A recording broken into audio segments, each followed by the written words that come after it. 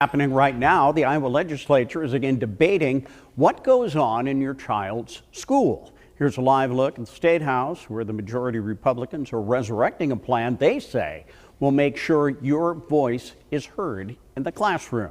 But critics say this school transparency plan puts an undue burden on our teachers. KCCI's Amanda Rooker is at the Capitol building tonight with details of this bill. Amanda. Steve, this bill would require schools to tell parents what their child is learning in the classroom. It would require school districts to provide parents with a list of all instructional materials used in their child's classroom. That includes things like textbooks, class handouts, workbook pages from the entire school year. But the majority of this bill really has to do with content in school libraries, and it comes after months of debate over how we should handle controversial books in schools. From school board meetings, this is about a deeper and darker agenda to sexualize our kids. Because of those books, I realized that being a lesbian isn't something to be ashamed of. To the State House floor, parents, students, and lawmakers spent last year arguing over what books should be allowed in Iowa schools.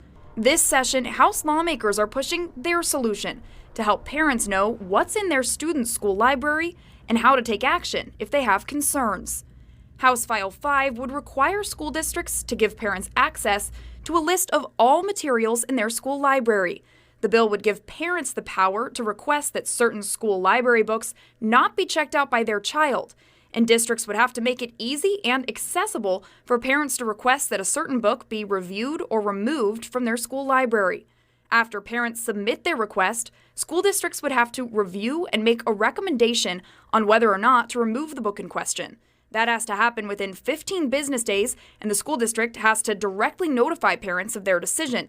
The school district's board of directors then has to make a final decision on the book within 30 business days, but parents are allowed to appeal. That timeline did prompt some concerns from education experts. Part of the problem is you have to then have that committee read the book. So you have to get enough copies of that book, give them time to read it, bring them together.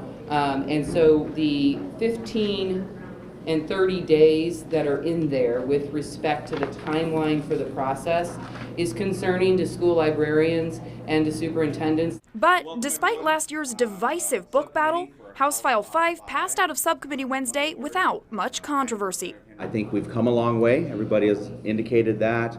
There's nobody registered against the bill. We will be moving this bill out.